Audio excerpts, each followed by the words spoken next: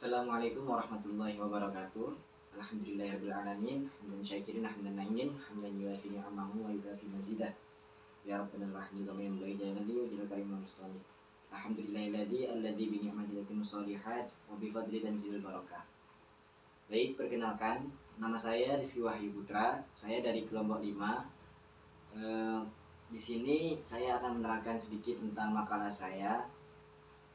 Jadi ada pelajaran studi fikih yang berjudul Perkembangan Fikih pada masa Rasulullah hingga masa ulama mujtahid, bahkan hingga hukum sekarang.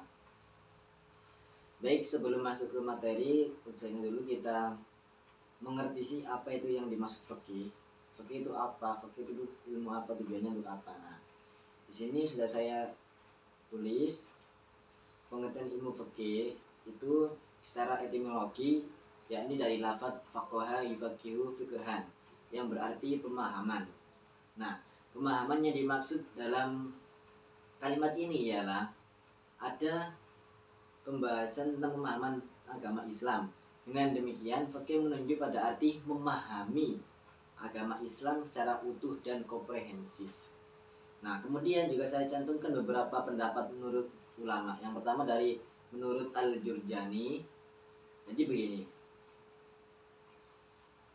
berpendapat bahwa fikih ialah memahami maksud pembicara dari perkataannya, yakni dengan mengetahui maksud dan tujuan kalam tentang apa yang disampaikannya. Kemudian, menurut Imam Muhammad Abu Zahra, fikih ialah pemahaman yang mendalam dan tuntas, yang menunjukkan tujuan dari perkataan dan perbuatannya. Namun pemahamannya ialah yang dimaksud terhadap semua bidang ilmu, bukan cuma fikih, baik ilmu akidah, fikih, akhlak dan sebagainya. Nah, kemudian untuk pendapat yang ketiga, yakni menurut Profesor Dr. T.M. Hasbi As-Siddiqi. Ini berpendapat bahwa fikih merupakan suatu kumpulan ilmu yang sangat besar pembahasannya, yang mengumpulkan berbagai ragam jenis hukum Islam dan bermacam aturan hidup untuk keperluan seseorang, golongan, dan masyarakat umum.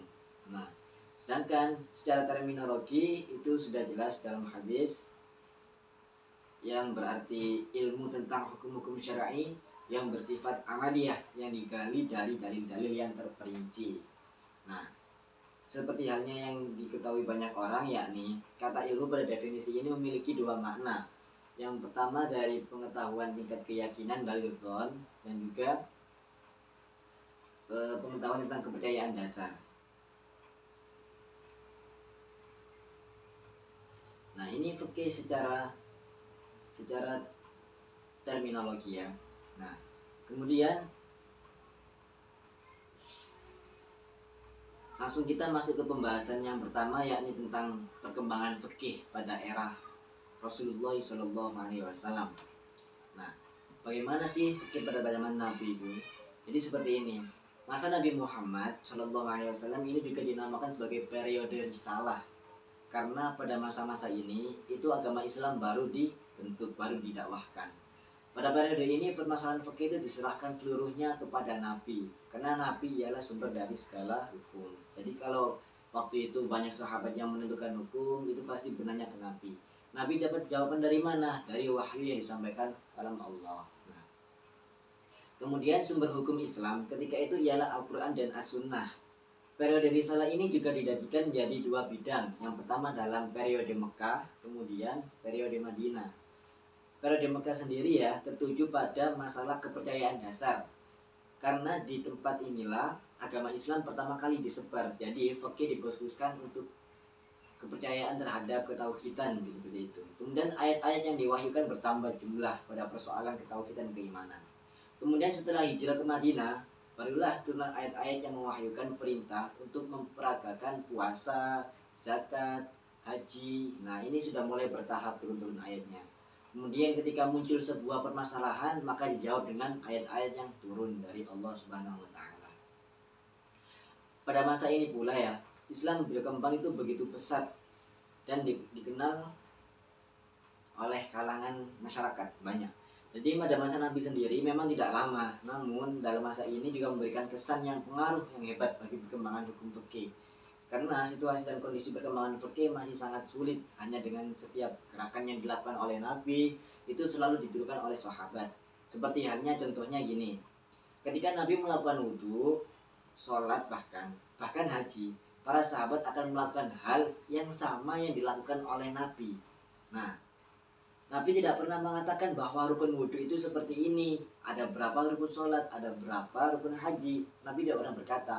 Namun keadaan seperti inilah yang terjadi pada masa Nabi. Jadi cukup dengan setiap gerakan dan perilaku Nabi yang mampu menjelaskan setiap hukum dengan detail.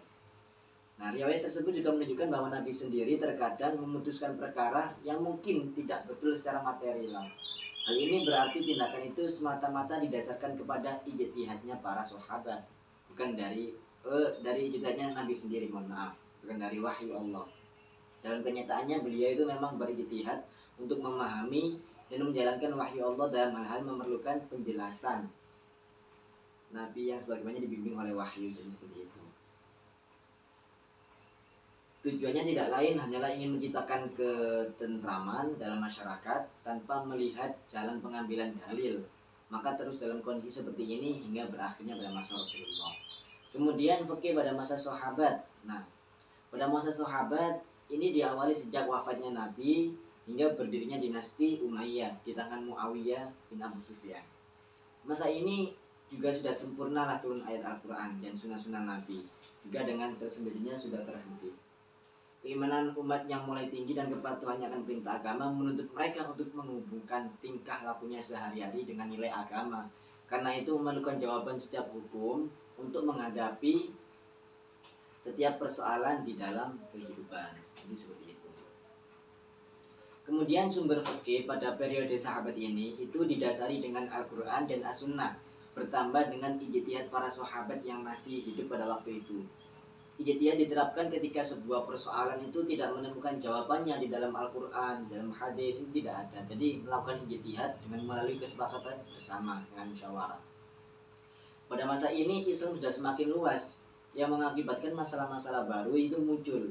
Nah, oleh karena itu tidaklah mengherankan apabila pada periode sahabat ini pada bidang hukum ditandai dengan penafsiran para sahabat dan ijtihad dari setiap kasus-kasus yang tidak ada nasnya. Di samping itu juga hal-hal yang tidak menguntungkan, yaitu seperti pepercayaan masyarakat Islam yang menjadi beberapa kelompok yang bertentangan secara tajam. Pada periode ini pula para faqih mulai berbenturan dengan hukum budaya, norma budaya dan tradisi yang terdapat pada warga Islam ketika itu. Ketika menemukan sebuah persoalan, para faqih berupaya mencari jawabannya dari Al-Quran. Jika di Al-Quran tidak ada, maka berarti ke Al-Hadis ataupun Sunnah. Nah, kemudian jika tidak ada pula pada hadis, maka faqih memperagakan ijtihad pada masa Islam di kalangan ini. Pada masa Islam ini mulai berkembang dan melebar sayapkan serta mengeluarkan panji-panji Islam. Kemudian misinya ini memperluas wilayah Islam sampai ke beberapa contoh jazirah Arab itu seperti Irak, Syria, Mesir, daerah-daerah di Afrika Utara dan lainnya. Kemudian juga faktor-faktor yang mempengaruhi perkembangan fikih pada masa ini juga termasuk perluasan wilayah yang mengakibatkan adanya persoalan baru tentang moral tradisi, situasi, kondisi, etika, dan kultural dalam suatu masyarakat, yang faktor tersebut itu faktor yang terpenting dalam mempengaruhi perkembangan fikih karena bisa menyebarluaskan ke daerah-daerah yang lebih jauh. Kemudian ada 3 hal pokok yang berkembang pada waktu itu sehubungan dengan hukum. Walaupun ini belum jelas, jadi gini. Yang pertama itu begitu banyaknya muncul kejadian baru yang membutuhkan jawaban. Jadi banyak persoalan yang mulai baru yang tidak ada nas dalam Al-Quran, tidak ada dalam hadis. Nah, ini yang mempengaruhi ijtihad itu terbentuk. Kemudian yang kedua, ini timbulnya masalah-masalah yang secara lahir telah diatur ketentuan hukumnya dalam Al-Quran maupun As-Sunnah. Namun, ketentuan itu dalam keadaan tertentu sulit untuk diterapkan dan menghendaki pemahaman baru agar relevan dengan perkembangan dan persoalan yang dihadapi. Karena fikih ini termasuk ilmu-ilmu yang berkembang sesuai zaman, jadi harus menyesuaikan zamannya pada waktu itu. Dan kemudian yang ketiga, dalam Al-Quran juga ditemukan penjelasan terhadap suatu kejadian secara jelas dan terpisah. Bila hal tersebut berlaku dalam kejadian tertentu, maka para sahabat menemukan kesulitan dalam menerapkan dalil-dalil yang ada. Nah, kemudian gimana sih, bagaimana cara melakukan ijtihad itu para sahabat? Sahabat melakukan metodenya bagaimana? Dalam ijtihad sendiri, sahabat itu melakukan dalam beberapa bentuk. Yang pertama yaitu ijtihad dalam bentuk memberikan penjelasan terhadap nas yang telah ada, baik nas Al-Quran maupun sunnah Nabi. Misalnya seperti ini. Sahabat dalam memahami firman Allah yang terdapat pada surah An-Nisa ayat 4 itu artinya seperti ini. Bagi kedua orang itu bapaknya masing-masing mendapat 1/6 bila pewaris meninggalkan anak. Bila pewaris tidak meninggalkan anak, yang mewarisinya adalah 2 orang ibu bapaknya, maka ibunya mendapatkan 1/3-nya. Ini terdapat pada kasus Zaid bin Sabit menafsirkan bahwa hak itu 1/3 dalam keadaan tidak ada anak apabila yang menjadi ahli warisnya hanyalah ibu dan bapaknya saja. Nah, bila bersama mereka ada suami atau istri, maka hak ibu bukan seperti dari harta, tetapi 1/3 dari sisa harta sesudah diberikan kepada ahli waris lain, yaitu suami atau istri. Nah, dalam memahami ayat ini juga diperlukan ijtihad yang tidak mudah bagi para sahabat di waktu itu.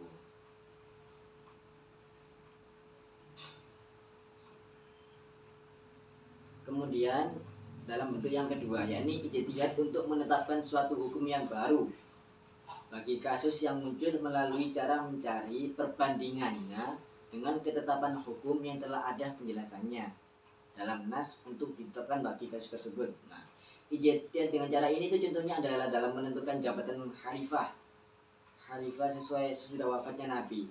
Dalam hal ini dengan cara membiaskan jabatan khalifah kepada jabatan imam sholat berjamaah yang pernah diserahkan Nabi kepada Abu Bakar. Nah, dalam menghadapi masalah baru yang tidak ada nasnya juga tidak dapat mencari bandingannya dengan apa yang telah diterapkan dalam nas. Sahabat menuntut jalur dengan istilah qiyas itu. Oleh karena itu, bila pada masa Nabi proses penetapan fikih itu disebut pembinaan fikih, maka pada masa sahabat itu disebut dengan proses periode perkembangan fikih. Kemudian kita masuk ke bab yang selanjutnya, yakni fikih pada masa mujtahid, tepatnya pada masa tabi'in, dan juga para ulama mujtahid. Periode ini berlangsung kurang lebih selama 250 tahun, dimulai dari awal abad kedua Hijrah sampai pertengahan abad keempat Hijrah. Bila pada masa Nabi sumber fikih adalah Al-Quran dan hadis, maka ada masa sahabat juga, yakni dengan dijadikannya petunjuk Nabi dan ijtihad sebagai sumber penetapan fikih. Sesudah masa sahabat, penetapan fikih dengan menggunakan sunnah dan ijtihad ini sudah begitu berkembang dan meluas. Dalam kadar penerimaan dua sumber, terlihat kecenderungan mengarah dalam dua bentuk, yaitu dalam menentukan hasil ijtihad lebih banyak menggunakan hadis Nabi dibandingkan dengan menggunakan ijtihad karena aliran ini berkembang di wilayah Hijaz. Dan kemudian dalam menetapkan fikih itu lebih banyak menggunakan sumber ra'yu atau ijtihad ketimbang hadis, karena pengetahuan mereka tidak sebanyak orang di Hijaz mengenai kehidupan Nabi, tetapi kehidupan sosial mereka lebih maju dari Hijaz. Nah, untuk mengatasi itu semua, mereka melakukan lebih banyak dan lebih sering menggunakan ijtihad penerapan fikih, meskipun hadis juga dapat digunakan. Kelompok ini disebut kelompok al-ra'yu. Kemudian pada pertengahan abad kedua Hijrah tampil seorang mujtahid besar yang pernah menggali ilmu dan pengalaman dari madrasah Hijaz dan juga madrasah Irak, yaitu Imam Abu Abdullah Muhammad ibn Idris Asy-Syafi'i atau yang kita kenal dengan Imam Syafi'i. Imam Syafi'i sendiri mencoba mengambil jalan tengah antara pendapat kelompok al-hadis dan ar-ra'yi. Beliau menggunakan lebih banyak sumber ra'yu, tetapi menggunakan sumber hadis dan tidak seluas yang digunakan al-hadis. Ia mengambil sikap kompromi dan pengembangan antara aliran ra'yu dan aliran hadis. Metode Imam Syafi'i sendiri ini berkembang secara pesat dan banyak pengikutnya baik di Irak dan di Mesir, yang kemudian disebut dengan mazhab Asy-Syafi'iyah. Di antara pengikut terkemuka Imam Syafi'i yang kemudian telah mewarnai pendapat dengan hadis ialah Ahmad bin Hambal, yang kemudian mempunyai banyak pengikut yang disebut mazhab Hanabilah. Nah, mazhab Syafi'i ini bukan mazhab yang paling terbesar yang pernah saya ketahui di negara kita. Kemudian pada era ini juga terdapat dua hal penting dalam Al-Quran, yaitu adanya kegiatan menghafal Al-Quran, kemudian memperbaiki tulisan Al-Quran dan memberi syakal terhadap Quran. Ini penting sebab orang-orang Muslim dan Arab itu bisa salah membaca dalam Al-Quran. Maka Gubernur Irak waktu itu Ziyad ibn Abihi meminta Abu al-Aswad ad-Duali untuk memberikan syakal. Kemudian pada masa ini seluruh cara berijtihad yang kita kenal itu sudah digunakan meskipun para ulama setiap daerah memiliki warna sendirinya masing-masing.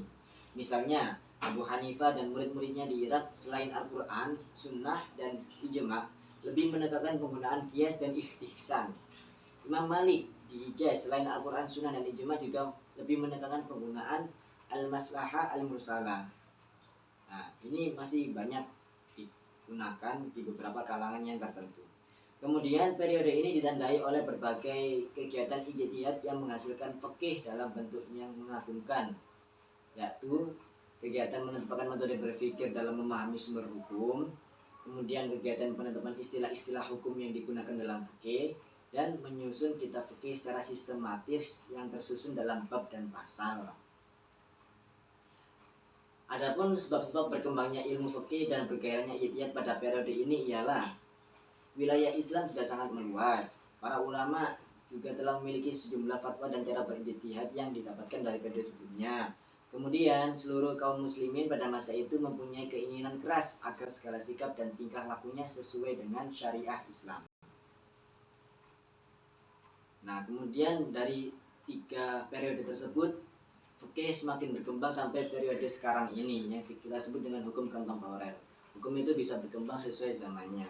Jadi kita tidak bisa menyamakan hukum yang dulu dijadikan hukum yang sekarang, ataupun hukum yang sekarang itu dibandingkan dengan hukum yang dulu, itu tidak bisa karena perkembangan fikih itu sesuai zamannya dan harus logis setiap pembahasannya. Nah, mungkin jadi kesimpulan tersebut bahwa fikih semakin berkembang setiap masanya. Fikih yang dari dulu ilmu yang paling dibutuhkan setiap muslim dalam beribadah maupun hal-hal keislamian itu karena penentu sebagai sah atau tidaknya ibadah itu melalui fikih ataupun yang lainnya. Nah, mungkin cukup sekian yang dapat saya sampaikan. Ihdinas siratal mustaqim. Mohon maaf jika ada salah dan juga mungkin ada masukan yang terkait apa yang saya bahas ada yang kurang ataupun ada yang salah juga bisa dibenarkan. Mungkin sekian. Wassalamualaikum warahmatullahi wabarakatuh.